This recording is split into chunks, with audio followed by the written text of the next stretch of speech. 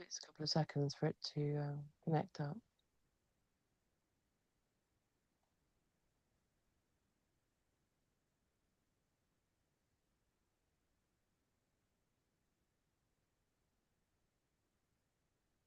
Okie doke. Let's get back to our screen.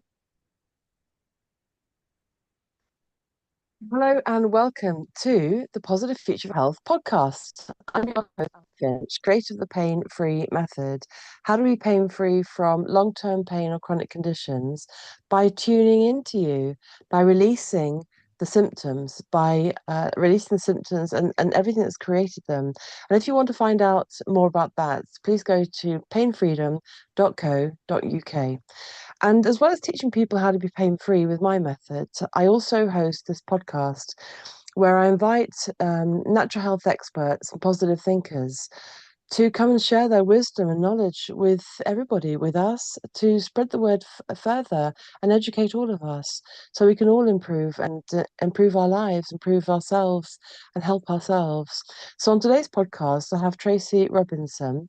And we met, Tracy. We're in the same business group together because I'm first a therapist. I had to learn business, or I'm learning business, and we're in this amazing group. Big what's Catherine call her? Business for the heart. Is that Yeah, business from the heart. Yeah. Business from the Heart? Thanks. And by Catherine Watkins, and she's absolutely brilliant and gets us all together and teaches us with a stick. Come on, everybody! This is how you do it. And we gather together twice a year. And Tracy and I got chatting, and I was thrilled about what she's doing. So, Tracy, can you tell us about yourself? Who are you? How did you get into the work that you do? What drew you to what you do these days? Yeah, so hi everyone, and thanks for having me on, Alfie. I've been really inspired by some of your previous episodes, so it's really lovely to get a chance to be here and talk about what I do. You're welcome. So I'm Tracy Robinson, and I'm quite new to sort of running my own business and developing my own method. Last year, I left the NHS after over 30 years, so most of my career has been in the NHS. So I started off as a mental health occupational therapist. So I was working with adults with mental health issues, delivering assessments and treatments using occupational therapy, where we support people with their day-to-day functioning, whether it's work, leisure, activities of daily living, running a lot of groups. People are coping with their life, during their mental illness, helping to enable and empower them to take back control of their day-to-day activities, including getting back to work if that's something for them. So I did that work for 10 years, and I was a manager. I was running a day hospital, leading a team. And then I had my first baby, and this was nearly 22 years ago now. And I'd had no history of mental illness myself, but out of the blue, when I had my baby, I developed an illness which we now call postpartum psychosis. So, so I had, a kind of a traumatic birth in a way, and I didn't get very much sleep the first few days after the birth. I was trying to breastfeed and it wasn't going well. And over really the first kind of week and a half, my mood escalated into being very manic. I developed beliefs that weren't true, particularly about money, like believing we had a lot more money than we did. So I spent an awful lot of time booking holidays we couldn't possibly have gone on with a baby anyway, buying things online. And at its worst state of that mania, I wasn't able to sleep at all. So even when the baby was sleeping, between all my difficult attempts to breastfeed and get a mastitis and everything, I just couldn't sleep at all because my mood was so manic. So I was having these kind of delusions about money and various things, but also I was having hallucinations. So I would see my baby's head like on passers-by, or on my husband when he came into the room. I'd look up and it wouldn't be his face. I'd see it was the baby, and I was in town, and this is happening. But I sort of didn't realise I was becoming seriously unwell. At first, I was putting it down to lack of sleep, and also this seeing the baby's head on other people. I thought, well, I've maybe it's part of bonding, like being really focused on the baby and kind of seeing them in everything. And sort of at first, I realised things weren't quite right, but I just thought it was lack of sleep. But by the time kind of my family and friends brought help in from, of course, the mental health services that I was working in and around, I had no insight at all into the fact I was unwell. And my first point of contact with services back then within the NHS with mental health professionals was I just opened the front door and there was four people stood there, some of whom I vaguely knew from work. And within the few seconds it clicked in. At first I thought, oh, how lovely they come to visit me and the baby. I didn't know them well, but wasn't kind of thinking straight. And but within a few So minutes, how did they come? Was your husband, did your husband yeah, call them, so or my husband and family members that also worked in mental health and friends that worked in mental health had become very concerned about my mental state. They were unable to talk to me about it. I thought all my thoughts and beliefs were true. So I was very argumentative with people whenever they tried to challenge me. Someone challenged me on the phone, I just pulled the plug out the wall, wouldn't speak to them anymore because in my mind, my beliefs and what I was saying were true and accurate. And I believed that I'd just become a much happier, carefree person after having a baby. And why are they trying to stop me just being happy and, being positive and freely spending money and, lots of things that are probably quite opposite to what I was normally like. So they'd called in services, but things are structured differently now. There's things like crisis teams and mental health in the NHS, but there wasn't anything like that back then. So these four people that turned up on my doorstep were there to see if I needed to be sectioned. Um, that so sounds really scary. yeah. That would freak me out if that happened to me. Yeah, so I was like terrified, and I got this really distinct memory of sitting on my sofa with them around me in the room and looking through a conservatory at the back fence, wondering if I could manage to get over it if I ran away. Because after not realizing I was unwell and disagreeing with everybody else, suddenly I had a moment of stark realization, even if it was I didn't believe I was unwell myself, a moment of stark realization this is serious.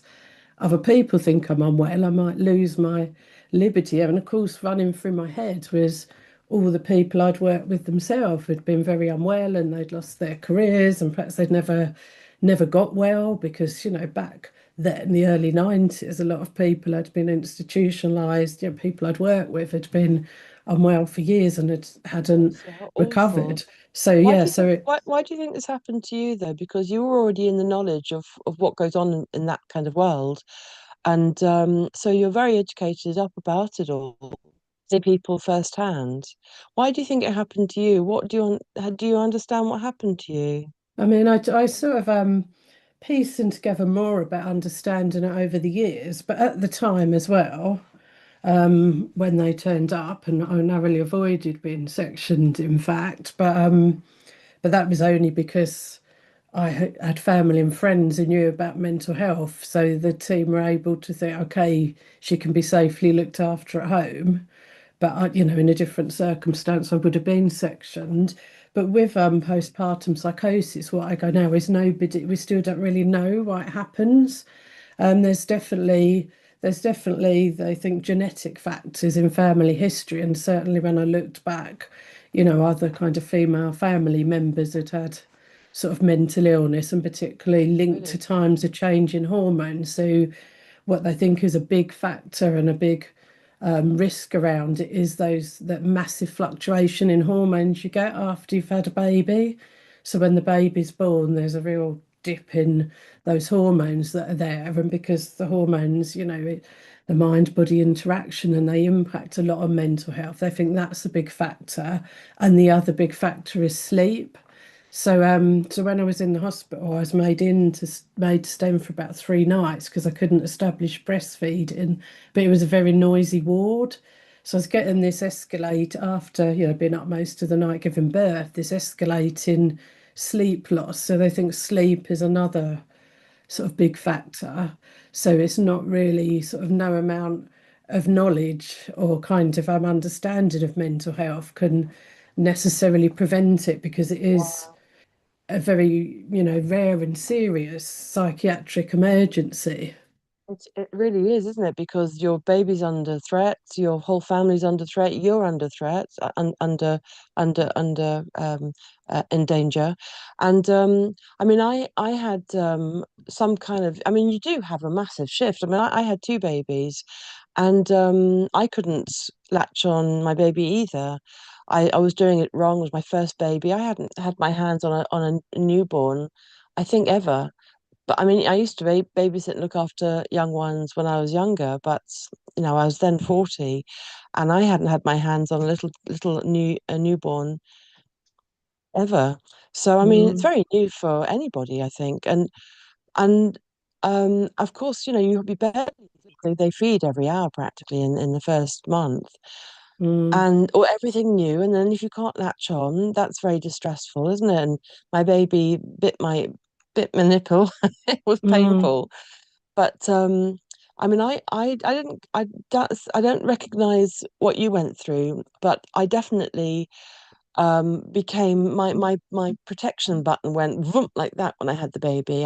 mm, I hadn't even been out for a month, and my mum came to go for a walk with me with the baby, and I was all paranoid that anyone's going to take my baby like that. mm, And over the next 2 or 3 years, I was absolutely, well, several years, I was so terrified that of all this paedophilia that you hear about, I was absolutely, um, um, I had a radar, a protection button out for that. So I don't know. I mean, I went down the conspiracy route heavily, and I did have social workers at one point, um, but I don't think I had psychosis. I'm not quite sure, but your buttons are really hyped up when you mm, have a baby. mm. It's just the way that it is, isn't Absolutely. it? And I think that's the thing. Like, so going into having a baby from a professional career, I'd always been successful in my degree, in my training, in my career, and organized everything by being kind of practical and organized and using evidence-based kind of intelligence or whatever to decide what to do. It's like totally bewildering, I think, having a baby when you've lived like that. I mean, I felt, so the whole birthing process, I felt out of control of my body and I'd never suffered that type of pain and all the mess involved and everything. That I think that came as a total shock to me. And then with having a baby, as you say, just having to be there for all their needs and it being, taking up so much time, all the old coping strategies that I'd used to get through life and work just didn't work anymore in that situation. Like And lots and lots and lots of little triggers and shocks, yeah, shock, shock, shock, shock, yeah, shock, shock. yeah. And then I think the breastfeeding was a big thing for me because I'd always, there's obviously so much information we have about how that's best for baby. So I was determined to do it, even though I was having difficulty. And I think that's one of the reasons it happened as well. If I'd have said from day one, okay, this isn't going to work for me, I'll use bottles, maybe it wouldn't have happened because I would have got more sleep and I wouldn't have got the mastitis. Because another thing, psychiatrists think could contribute is about infection. So, that could, I mean, we know, don't we, infection contributes to the mental state with older people get a infection. We know that worsens dementia or can make them present as if they've got dementia when they might not. So all those factors So combined just, it's pain and stress, and everything's new, new, new, and it's opposing anything and everything you ever known for yourself and your body and your mm, mind. And then this demanding little darling who needs milk, and then all your triggers as a mother, I suppose. And so it sounds like it's just a firing squad of all sorts of different triggers all over the place. And then if you've got mastitis, it's so painful, isn't it? I mean, I didn't, but mm, I couldn't feed my baby for 4 days. It was a mm, struggle. mm, And luckily, I mean, I normally they kick you out straight away. You have your baby. When I had my second, it was out pretty mm, much the same mm. day. Yeah. And then with my first, um, it was suspected that they wanted to keep us in for a week Mm, for whatever. When he came out, I was in that bath thing, and he drank in some water, and they gave him antibiotics. I wanted him to monitor for a week, but luckily, because I was on my own. I hadn't typically in this day and age these days. I mean, that was 22 years ago, wasn't it? But I don't know what it was like for you, but typically, um, women have no one. Their husband Mm, or partner goes out to work if you've got one, and 9 out of 10 of my friends had no one. Just mm, a couple had their mothers, and that was it. Which mm, is such a shame, really, isn't it? Because you need someone there. You mm, need someone who's been through it, especially someone close like an auntie or a mother, mm, perhaps a mm, sister. So you have that sort of path for you and mm, the mm, support, and somebody who can do the washing up and you can sleep or something. mm. I mean, But luckily tip I did have Did support. In you? fact, I mean, once Oh, I that's was good. diagnosed, I was only not sectioned on the kind of proviso that someone would be with me 24/7 and I'd never be on my own with the baby because sadly, when a mum has got postpartum psychosis, she is a risk to herself and to the baby. And there are, terrible outcomes in some cases of, Really? mums taking their own lives and sometimes Oh the my baby's gosh. life because it is that serious a level of mental illness that, Awful, isn't it? yeah, total, like irrational decisions made, which can have terrible consequences. Really. Someone I had to have like people there to support me for a long time. Otherwise, I would have had to be sectioned in a hospital. So what happened then? So that they came along, and this was a terrifying moment for you. And did they make the decision or try to talk to you there and then, or did they go away and discuss, or what No, so happened? they kind of asked questions, did observations, looked at the, decided. And actually, I found out afterwards, because I've obviously got contacts in the services as well. So a mental health act assessment Isn't it? team back then, I'm not sure how it is now, is made up of a social worker, a GP, a psychiatrist, I think sometimes one other. There were definitely four people there then. And the GP and the psychiatrist, they wanted to section me. But the social worker who happened to know my family because of people working in the services persuaded them that it was safe for me to be cared for at home Yeah, because she knew that there were lots of mental health professionals and my parents around that would provide, sort of significant amazing. support. But another interesting thing, Very probably scary. it wasn't mentioned initially, but a bit later on when I was still like not recovering well. So at first they were just talking about section me and I'd have to go to hospital and my baby stay at home, be cared for, by his dad, by my family. But there I is think that's what happens a lot though, that mum and baby are separated for different reasons. And I think that personally, I think that's one of the worst things that can even happen. I mean, even already you're in a delicate state, and then to take your baby off you. To me, I mean, I'm not a medical professional. It's only my personal opinion. Having had a couple of kids, worked as a natural therapist for 35 years. From there, that and what I've observed from other women is that if you take a baby off the mother, it's extreme. I mean, all her hackles are going to be all her buttons are going to be pressed because there's your breast milk, pumping up through your body, and your whole body's full of hormones, as you know. mm. You're already in a stress state, and then to take the baby off. I mean, I don't know what do you think about that? Do you? So what I know now, and it wasn't offered to me initially at that first assessment, but it was after a few weeks, is that we're very lucky that in the NHS in the UK, and this is some of the work I've been involved with in subsequent years, we have mother and baby units. And those Do are like specialist units for mums that are very unwell with postpartum psychosis or other severe kind of mental health disorders after childbirth. And on those units, mum is admitted, she could be sectioned on those units, she could be there voluntarily. Mum and baby are admitted together. And on those units, there's amazing. all the kind of mental health recovery help you'd get on a normal ward, but there's also specialist help with bonding with the baby. There's nursery nurses to help looking after with the baby. There's, groups and activities taking place with other mums and their babies. So there's actual support with that bonding, there's support with looking after baby, but She's saying mum and Amazing. baby aren't separated because that bonding and attachment is so important for mum's recovery, and it's so important for babies, long-term Definitely. development and health. Absolutely. I mean, we had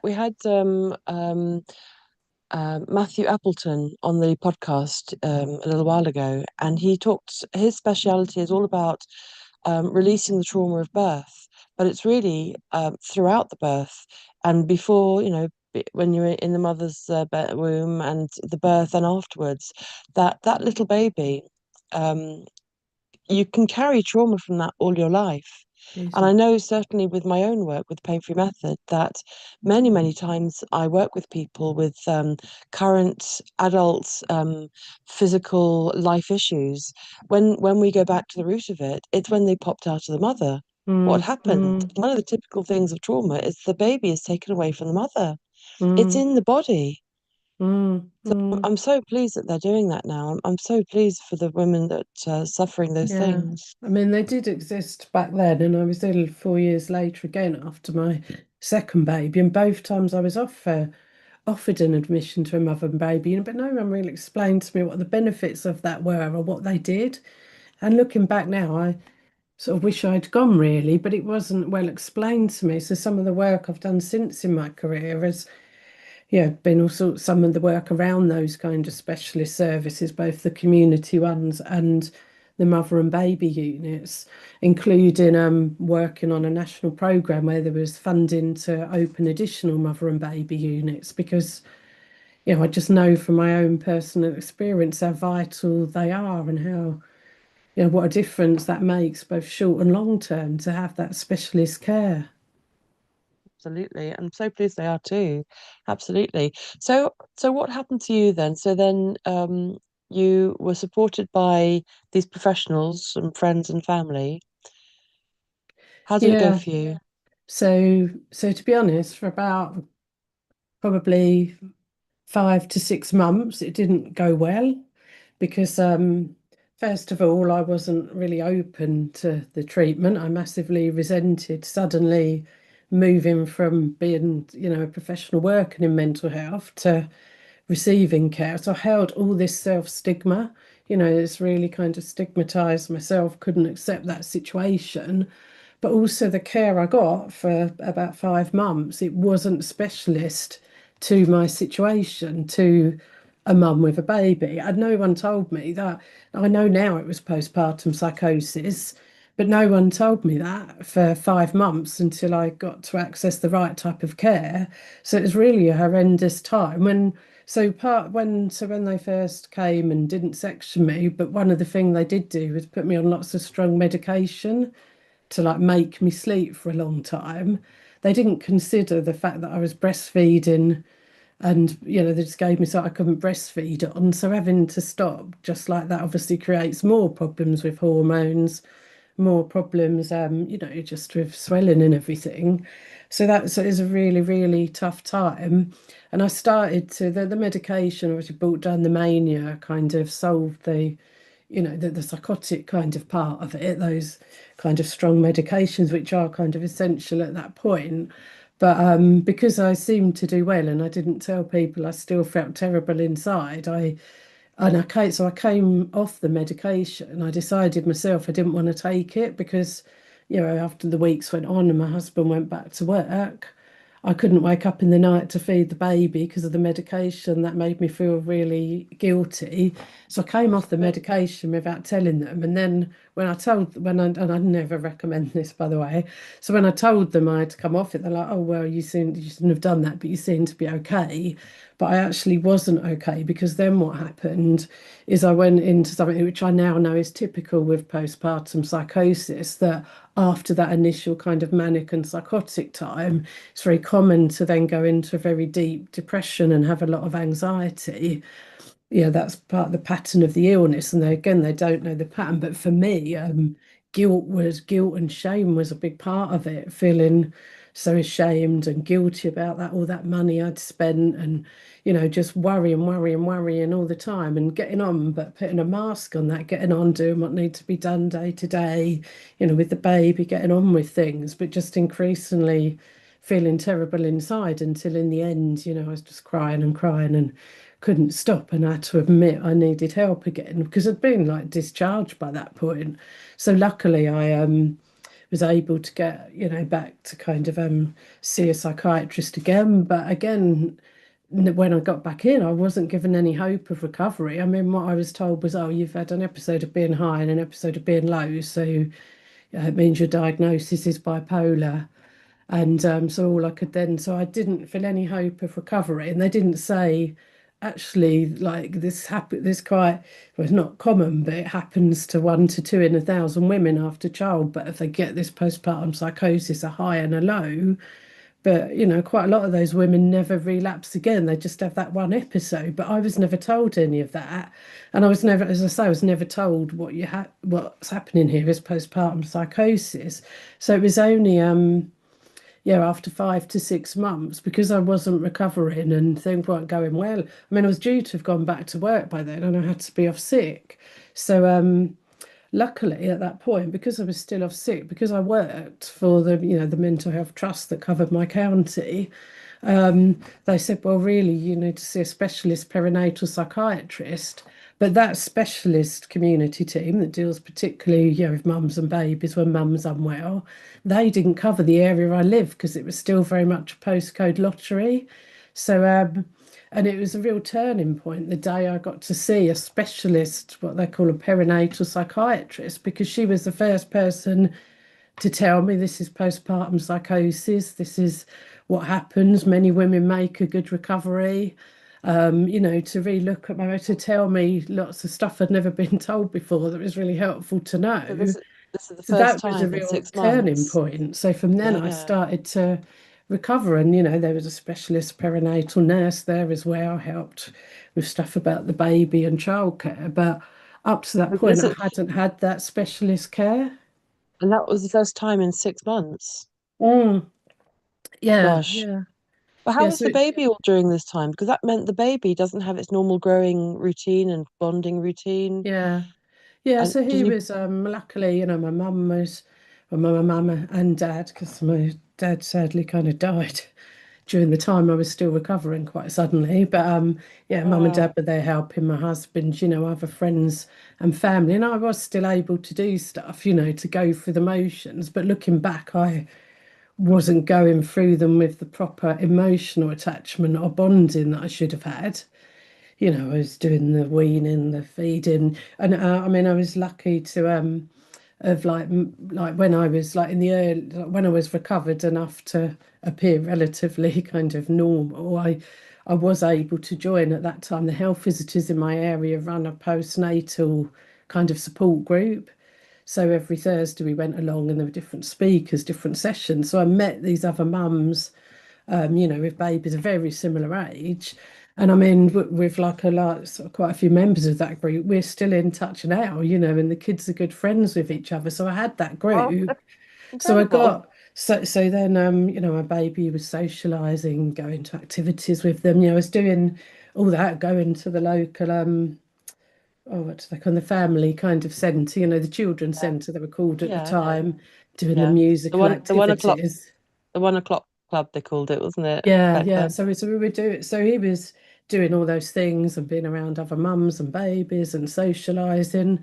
But with that group, I was still in touch with now. We go on holiday together every couple of years, and the kids all meet Amazing. up. And it's like, but I didn't tell them that I was unwell until probably about that 6 month point because the conversation started about, oh, when you're going back to work.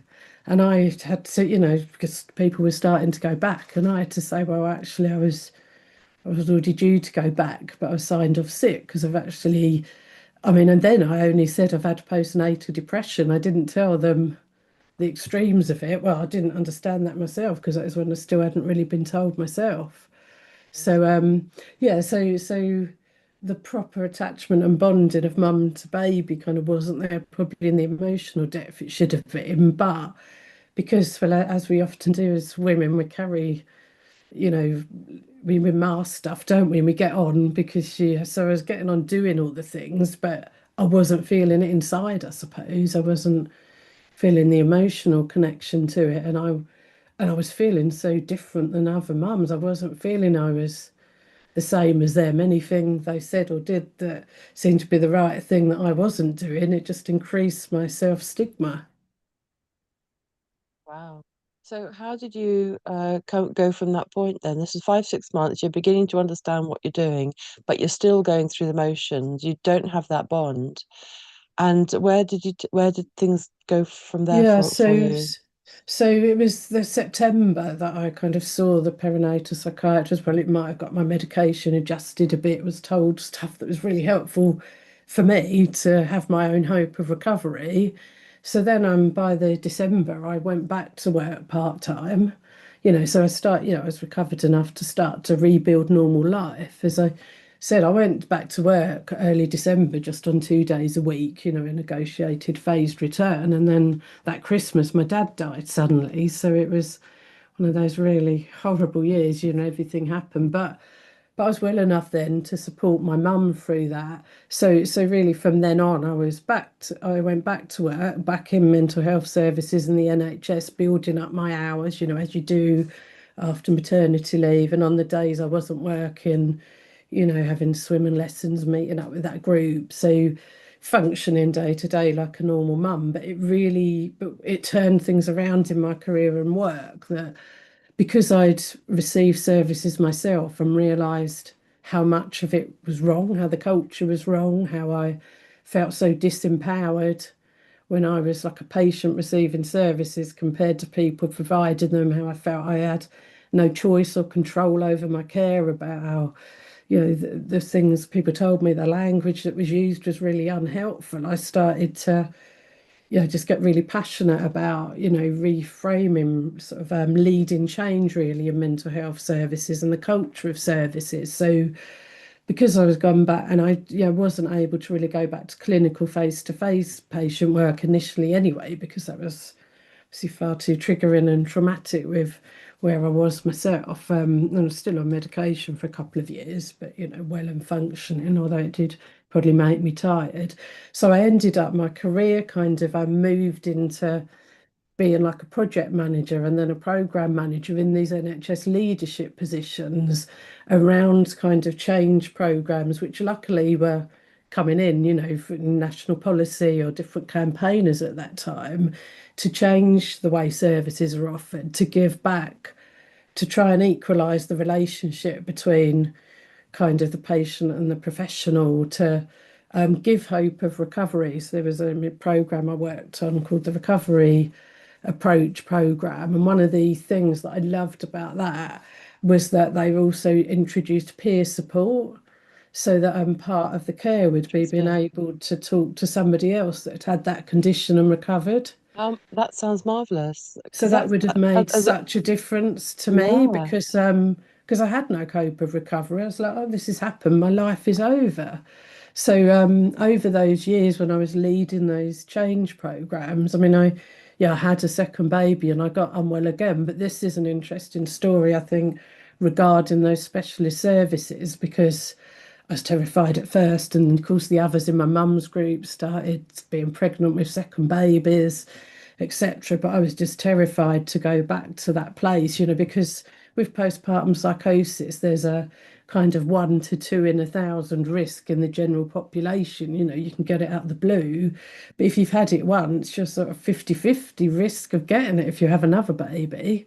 I'd But imagine. because I could access that specialist perinatal psychiatrist and, have what they call sort of preconception care and prepare for pregnancy and be aware of the risks and change the birth plan and start medication straight after the birth and change the way the care in the maternity ward was provided. It was only because I knew that care was there that I decided to have another baby. So it ended up being 4 years later. And because in the hospital, I got plenty of sleep because they gave me a separate room.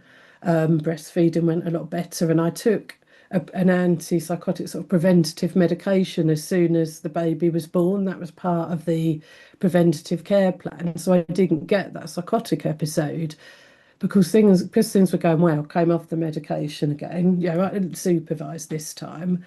But that time, when my second baby was 9 weeks old, I did get the depression and the anxiety again.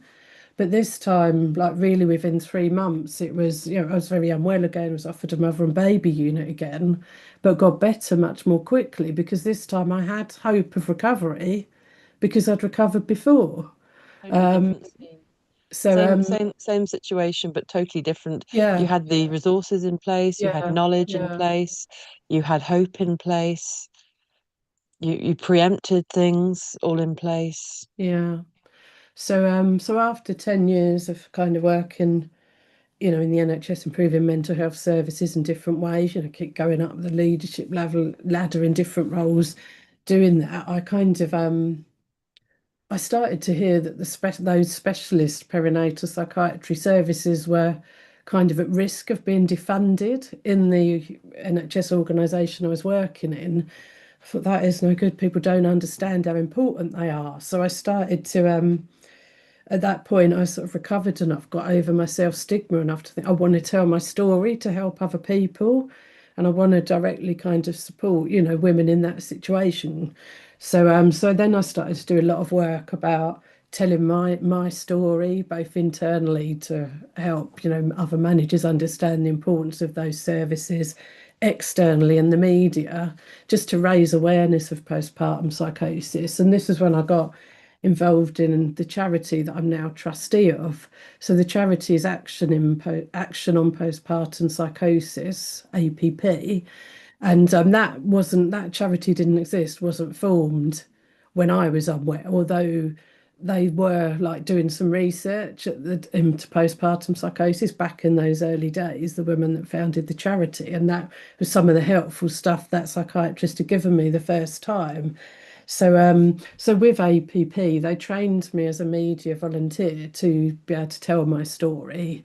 I went on a live stream on Facebook at the BBC and all sorts of things. But also, I trained as a peer supporter. So one of the key services they offer is peer support for women and family members who have, been impacted by postpartum psychosis. And that peer support is one of my biggest passions because I know it would have made such a difference to me to have it. So there's an online peer support forum where anybody can go on anonymously, talk about, get advice, or you can be matched one to one. So that was amazing to be able to do that work for them. But also around that same time, there was lots of women starting to tell their story. There was lots of raising awareness about this whole issue of postnatal mental health. So some of those few specialist clinic, perinatal psychiatrists that did exist were working with women who have recovered to raise political awareness. So that was the time that like the government did allocate a lot of funding to develop those specialist services across the country. So my best job in the NHS was that for 3.5 years. I worked in NHS England, the national NHS body, as one of the managers of the programme that introduced those specialist perinatal community services to every locality across England. So that because remember there was a postcode lottery for me, and I only got access because I was a staff member because it didn't cover the area I live, but also so we had the funding to make sure these specialist services were developed across the country, and also to fund more mother and baby units. So any Amazing, management Tracy. job in the NHS is stressful, particularly when you're passionate about it and things move slowly. But that was my most amazing job, which I did for This is three really and a half years. beautiful, Tracy, and I'm sure it's going to help so many other women going through something similar. And Yeah. I think, sometimes life kind of does it to us that at the time it's absolutely dreadful and it's challenging and it's difficult and all sorts of things. But the way I see life these days, I mean, I'm 50 something, and I see the cycles of life that when we go through dramatic, awful things, it's actually it can be a great learning, and you've turned it all around so that you help people, you help other women and other mothers, and you set up everything in place because you know exactly how they might be feeling Mm, mm. because you've been through it yourself. Yeah, So absolutely. It's th- there's the say jewel. it's kind of like we're taught as mental health professionals, as coaches, or whatever we do to have empathy. But I think the level of empathy goes that so much deeper when you don't have to put themselves in their place. You've been in their place, and you can really like know that level of distress or you know, like lack of power they feel, or the emotional trauma of it all. So yeah, and Must be absolutely terrifying. I mean, I know when I had social workers monitoring me, I mean, in yourself, you think, what's the matter? I'm right and they're wrong. And it's absolutely terrifying. My biggest fear was that they were going to take my children away. I was oh absolutely yeah, petrified. So I was sort of behaving very aware of that and behaving accordingly, that answer their questions right and let them mm, have give them access as needed. But it really inside I was petrified yeah, that yeah, they were me going to take my too. babies Yeah. away. Yeah, I mean, You that know, was like, that's probably when I sat on the sofa being terrified and everything. It was like, crikey, I'm going to lose the baby. They'll think I'm mad and I'm going to lose the baby. And I remember during the second pregnancy, I was very distressed at one point. I was seeing the perinatal psychiatrist, and she was lovely, but she had to tell me one day that there was a new policy in place that if somebody like got diagnosed with postpartum psychosis, automatically social workers became involved. And that terrified me, because I thought, well, if I get unwell again, and they might take the baby away then. And that was one of the most terrible. And I know it still is for many women now. They don't come forward with any level of, mental ill health kind of concerns, or, looking for support, because they I think associate it's that support with the baby being taken away, which of course isn't the reality in most what cases. what what But what is the reality? Because that's a very real terror for a mother, and we all know it. That in this day and age, obviously, those women and I certainly knew that that was a real possibility, and mm, I had to sort of dance to their tune to answer their questions that I thought they wanted. It wasn't really help at all from mm, my point of view. It wasn't proper concern mm, and mm. proper support on my point of view. And to have that terror on top of all your trauma, your challenges, and how have things changed these days? What happens these days then? I mean, I think for women with kind of a mild to moderate kind of illness in that period, there's still people don't get always access to the type of psychological support they need, the right type of peer support group. So there's many, many charities offering that.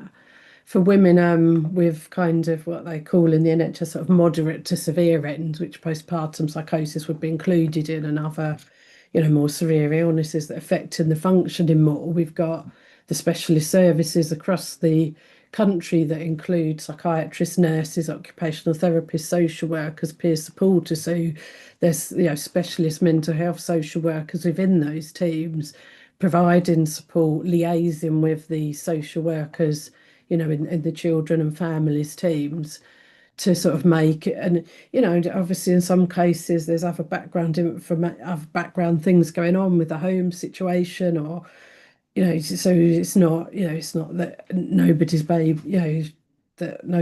is ever taken away, because of course sometimes it is, but for like various other complex reasons. But for women, who've got a mental health problem which they can recover from, sort of generally, in most cases, the services are able to work together to make sure that doesn't happen. And, mum is with baby again when she's recovered, or ideally sort of during the recovery. Do they understand these days that that's a very last ditch resort to take the baby Oh away? yeah, absolutely. Yeah, Yeah, like it's that's like good the to hear. emphasis is always on keeping families together unless it's definitely unsafe to do so. So yeah, I mean, obviously things change over time. I mean, back probably as recently as 60, 80 years ago, a woman with postpartum psychosis, there's films about this and books and people's stories of their, recent ancestors. A woman might be institutionalized for the rest of her life after that. It happens. It does, doesn't Yeah. it? And before people were quick to shove you away, take you away, lock you away, and Mm, then it becomes even a bigger problem because the whole family knows. And I've certainly got some history of that way back. And looking back, it's like well, we've learned, isn't it? Things are different these days. I remember it was a great auntie who was sectioned. She was shoplifting, and we had money. I come from a wealthy family, and and gradually, as I became an adult and learning about that particular story, um, her husband was gallivanting around, a womanizer, and back in those days, you stayed with your husband no matter what, or you risked being in the poorhouse, and severe problems. And she had three babies, so it's like, was it because of that, because of her trauma of dealing with that husband's behavior? It could Mm, have been that. I don't know. You don't really. It's difficult to go through the family because everyone's got opinions about different people in the family. It's mm, it's not clinical documentation. But I'm so pleased that things have changed then, and you've been a massive part of that. I'm thrilled, for women who may be going through that, because it's not an easy time, in the first 2 or 3 years of having children. It's very extremely demanding. And if you don't have support of some kind, or you're getting triggered emotionally, or your hormones and all that, which everybody does, I think, mm, if you don't have support in some sense, it's a tall order no matter what. I know when mm, I had my children, that I thought must be different by now. And my mm, children were 16 years ago. Must be different by now from when I was a little girl. That there must be support these days. But basically, typically, as far as I can tell, most women will go from a single working life, independent life, and then you go the opposite way to having a fully dependent being, which is not just physically, but emotionally, mentally, financially, time wise, in every sense. You are that baby's life, and mm, you can't really function your life for at mm, least 2 or 3 years. And then mm, if you have another child like we did, mm, that deepens.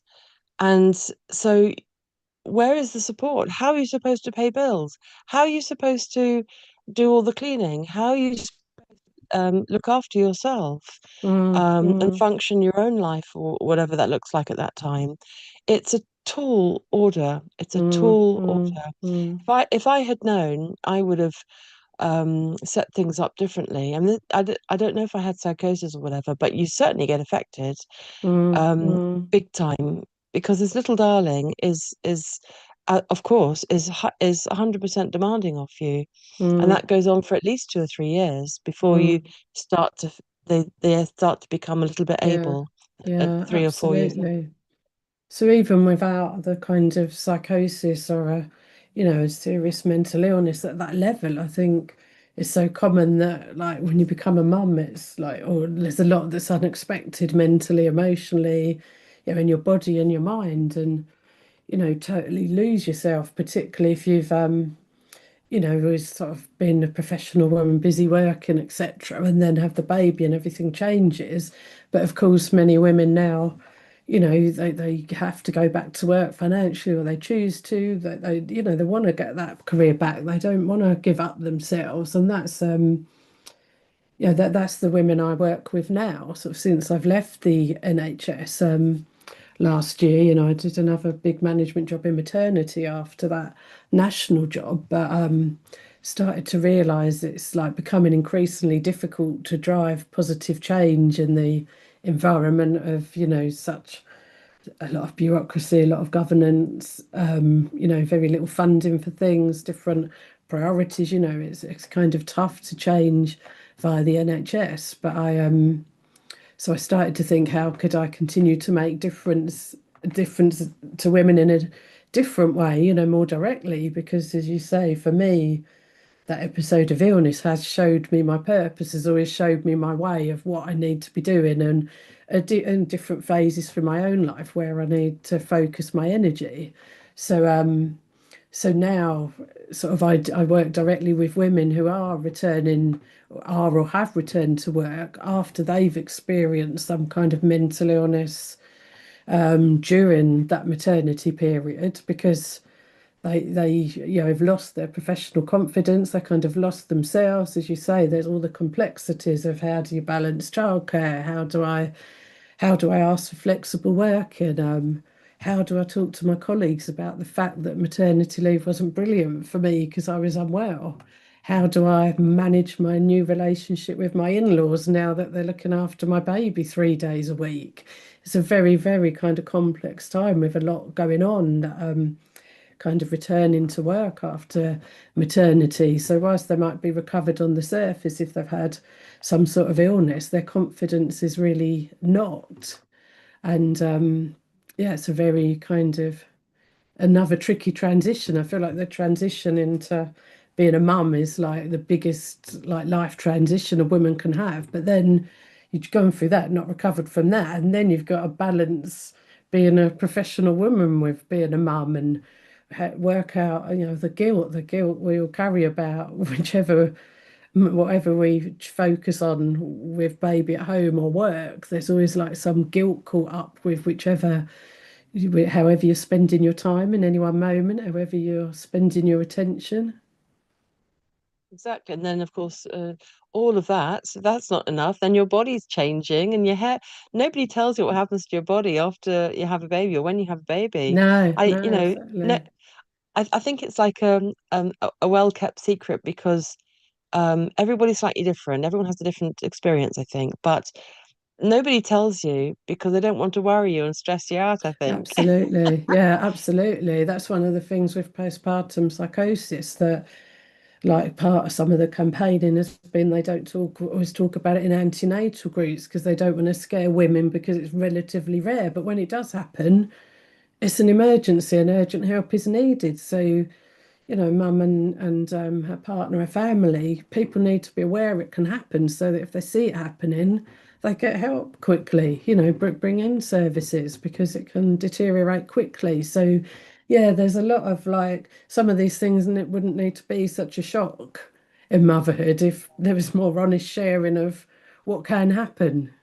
Yeah, because I don't remember any of that. I mean, I remembered you just sort of get left to it pretty much. I mean, they kick you out of hospital very early, and where it used to be 10 days minimum. And I just by default, I managed to get, I think it was about 7 days, but then my baby was full of antibiotics, which I don't agree with, but that's another story. But Mm, luckily, I was kept in for a week. So there was a nurse showing me how to wash my baby.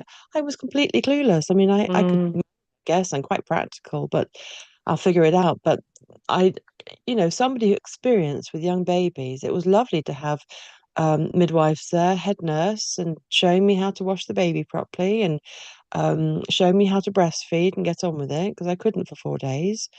Um, and but typically you just get left to it and you figure it out yourself. And then if you've got, of course, your hormones and everything we've been talking about can happen.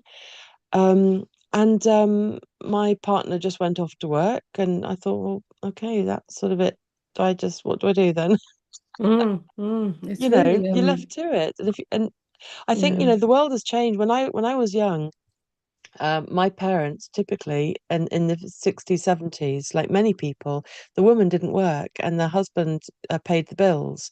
So he could be out to work and the woman did the house and the kids. Um, and nowadays, just in one generation, it looks to me like the majority of people can't do that. Usually, it takes two people to run a mortgage these days. yeah, that's right. And then what do you do? I, I would say that I would recommend to all women, if I could talk to myself back then, I would have said stay away from work for at least a year, and Mm, ideally 5 years mm, to get into mm, motherhood, to give your time and effort and mothering to your child for the mm, nurturing of that child. And I would say 5 years. Maybe do a mm, little mm, part-time job if you're getting bored and fed up or whatever, or go to lots mm, of mother baby groups and because that's where you'd mm, have bonding, isn't it? Like yeah, you, I've yeah, got lots of friends from that time still. mm, Um, but yeah, 1 to 5 years, I would say. mm, But the way that we're set up in the UK is that it's not conducive for that. If you're no, lucky, I mean, no, I worked I had I was self-employed, so I got I think it was 6 months of minimal support. mm, mm, It wasn't enough to live a life or function life with mm, baby, but mm. it was certainly helpful. I think it was about £500 Yeah, a yeah, month or something. It was very minimal. yeah. And but then what? Then I'm completely reliant on my partner. And if my partner hasn't got a good job or he's unemployed or he's not helpful or whatever, what do you do? I Mm. mean, I went And I back to think, work early because yeah, I wanted to work, but it yeah, it and wasn't right that's though. yeah, that's what I find, so with the women I work with now, with my kind of non-directive coaching approach, like everybody's situation is so different. In some families, the mum, she wants to go back to work full time. She loves that career, and actually, dad wants to stay at home with the baby, or there are different ways of juggling different part-time flexible work in between them. Sometimes I think for some of the mums, it is most difficult. That I'm working with is when they want to be able to stay home, but it's just not financially feasible. They've actually, found that actually they really want to spend more time with their baby, their toddler, but it's not financially feasible because of their, commitments and the cost of living. So they have to go back to work. So that's very tough to come to resolution with for them.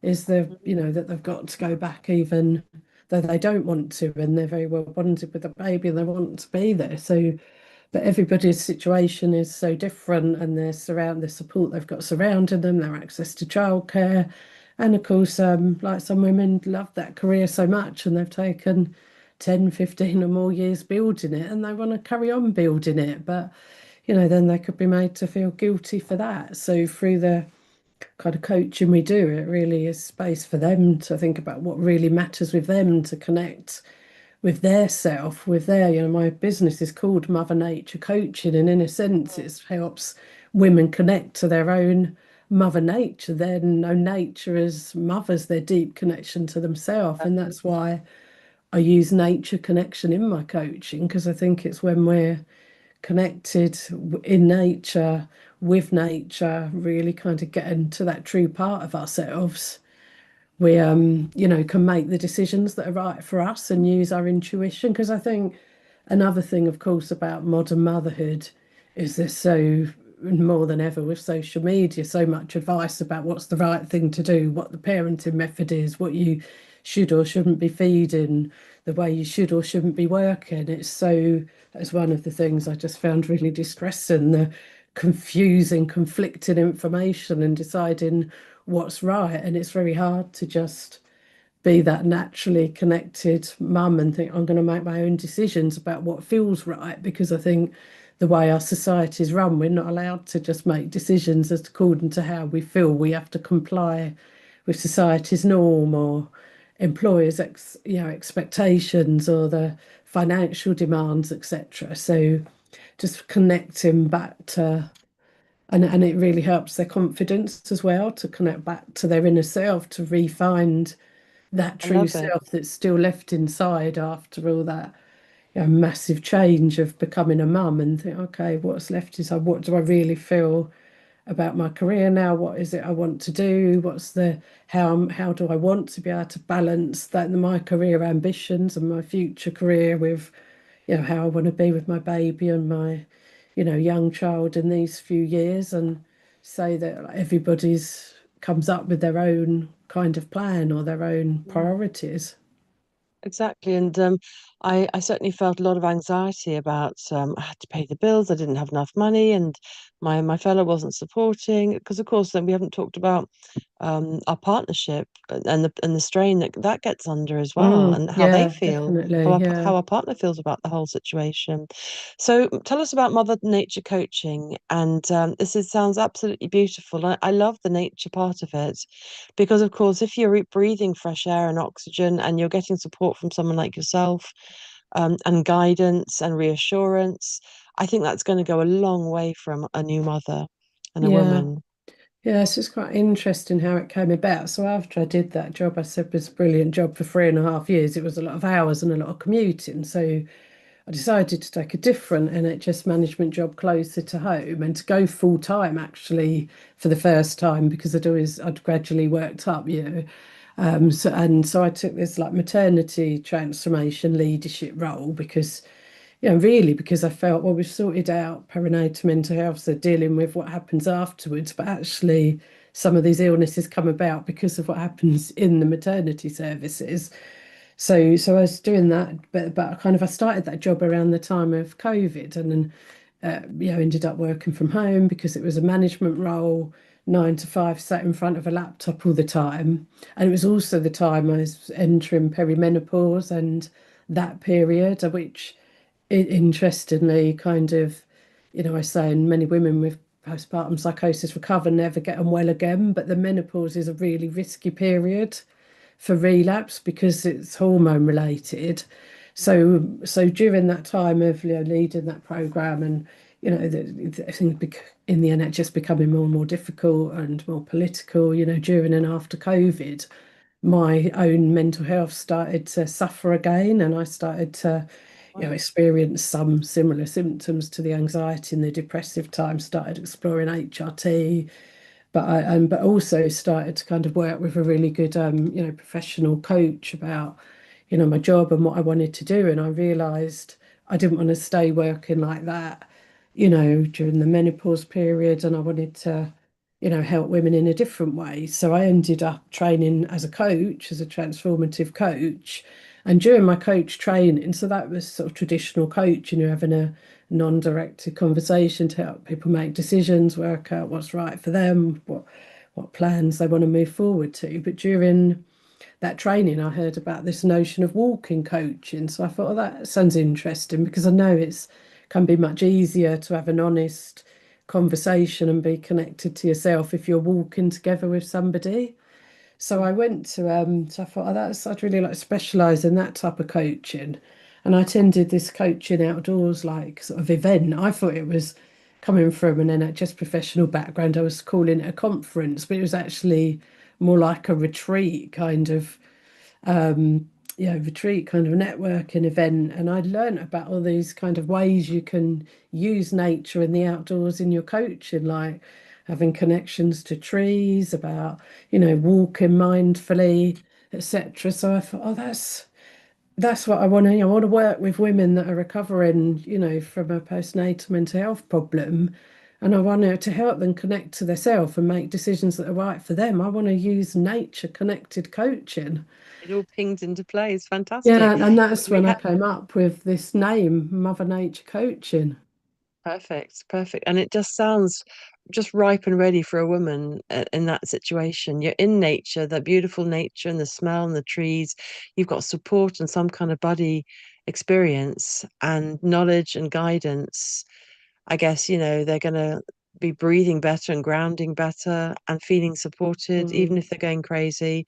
They've got a professional person who knows exactly what they're going through. And it sounds all in place, Tracy. It mm. sounds lovely. So, whereabouts do people get in touch with you? How do they find Yeah. out if they know that they need some help from you? Yeah, so the coaching doesn't have to be in nature, so it can be remote from where I am as well. So I do coach people walking in nature if they're kind of somewhere near me in Kent.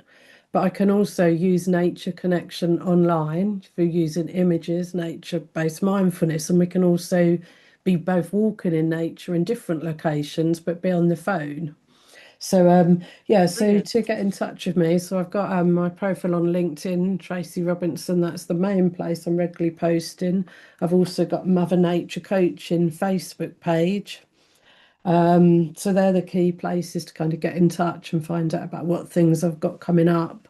I'm running on a regular basis this year a free confidence building workshop for women returning to work after anxiety or depression during maternity leave. So that's a chance to learn some nature-based tools that they can apply, in their daily life at home and at work, but also to work through a simple self-assessment tool to get clearer about what's worrying them about their return to work and to start to make some decisions about what they want to do about those things and some actions to take forward. So yeah, go to Tracy Robinson on LinkedIn, on Mother Nature Coaching on Facebook, find out about those upcoming workshops and the other kind of one-to-one activities and programs I've got going on. Amazing, Tracy. It's really beautiful. And although you had a very difficult, challenging start to this whole cycle, it's really beautiful, I think, what you're doing. And I think it's going to help so many women, and Mm. in such a beautiful way.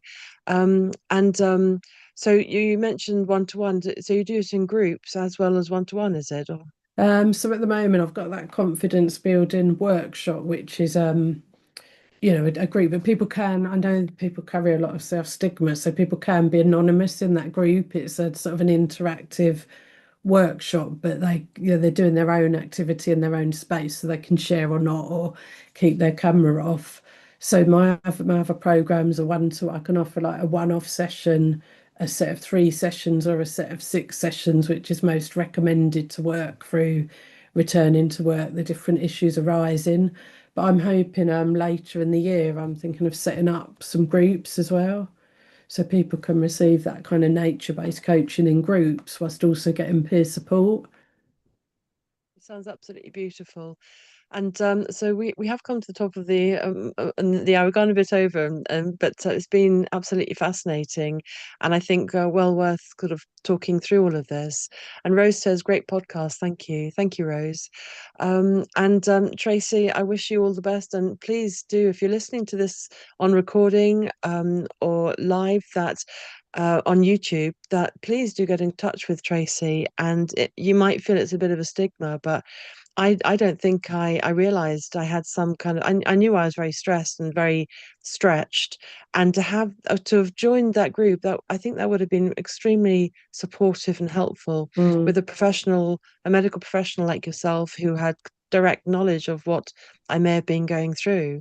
I think that would have been absolutely wonderful if could have joined a group like that back then, because you're sort of clutching in the dark a little bit. So I wish you all the very best with Mother Nature coaching, Tracy, and please do get in touch with who's listening to this. So I'm going to bring the podcast to a close then, and thank you so much everybody for joining us, for watching on YouTube live, and also if you're watching on the replay, do click the notification bell so that you get the recordings sent straight to you, and like and subscribe, because it sends this message out to all those women who may be suffering too. It just sends the message out when you click on the like and share and subscribe and these sort of things. It just sends the message out wide and far. So thank you so much, Tracy, for your time. And I always like to leave my guests with the last word. How would you like to leave everybody today?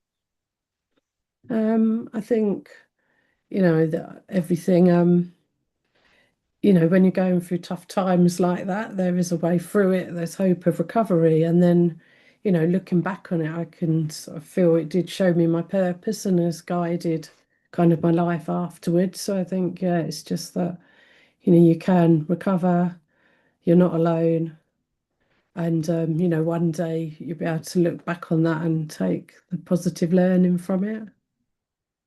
Amazing. Thank you so much, Tracy. It's been wonderful to hear these things. And do get in touch with Tracy if you need some help. Thank you so much, Tracy. Thank you, everybody, for joining us. Have a beautiful day. Bye for now. Thank you.